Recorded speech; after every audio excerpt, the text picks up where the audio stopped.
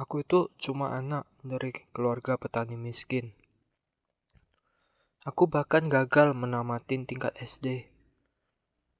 Hari itu, ayah membawaku naik kereta kuda ke Detroit.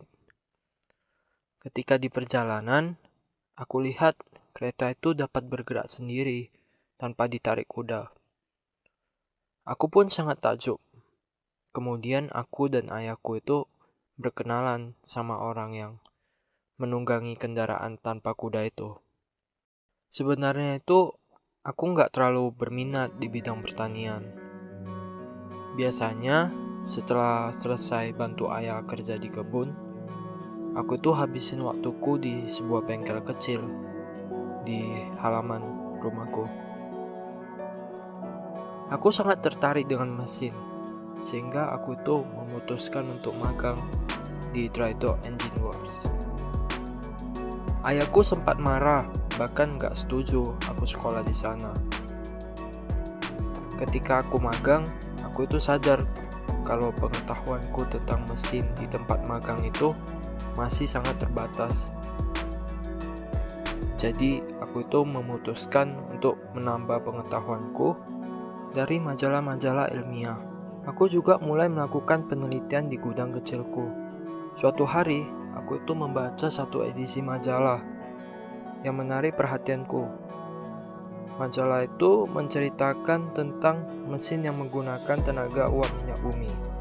Akan tetapi, para ahli itu menolak tulisan pada majalah itu karena mereka beranggapan adalah sesuatu yang mustahil untuk mengganti peran gas pada bahan bakar mesin dengan uap minyak bumi.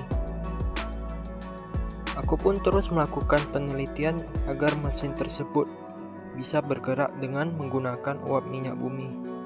Aku mencoba dan dari tahun ke tahun itu percobaanku selalu gagal. Tapi aku nggak pernah putus asa. Karena kegagalan itu malahan memacu semangatku untuk terus berusaha lagi.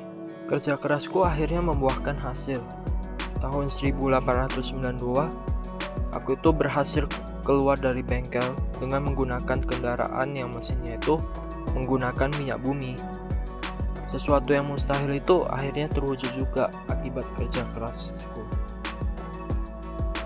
Perusahaan Detroit Edison Company menawariku jabatan tinggi dengan gaji yang amat besar kalau aku bersedia bekerja di sana. Tetapi aku itu menolak mereka karena aku lebih memilih untuk menghabiskan waktuku itu menyempurnakan mobilku. Aku juga kemudian mengajak beberapa usahawan untuk mendirikan perusahaan yang kemudian dinamai Detroit Automobile Company. Banyak banget kendala setelah perusahaan tersebut didirikan. Pemilik modal itu nggak setuju menggunakan sejumlah dana mereka untuk mengembangkan mobilnya. Mereka itu cuma menginginkan mobil ciptaanku yang pertama saja yang diproduksi. Akibatnya, penjualan mobil selama 1 tahun itu bahkan nggak sampai 6 unit mobil. Pertengahan Maret 1902, aku mengundurkan diri dari perusahaan tersebut. Aku mendirikan perusahaan mobil sendiri yang kunamai Ford Motor Company.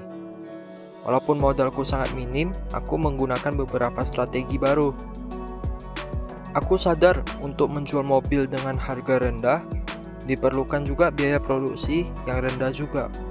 Sehingga aku memodifikasi serangkaian teknik memproduksi dengan sangat efisien.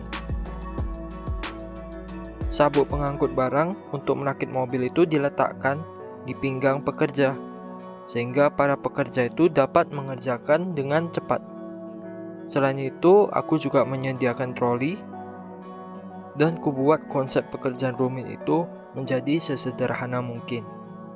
Untuk strategi marketing, aku itu merancang 2 unit mobil untuk balapan yang kuberi nama 999 dan Aero. Kedua mobil itu aku ikut sertakan dalam musim balapan dan hasilnya mereka berdua itu meraih juara. Dari sanalah aku berhasil menjual 4.000-an mobil tiap harinya. Dan tahun 1960, perusahaanku itu menjadi nomor 2 terbesar di dunia.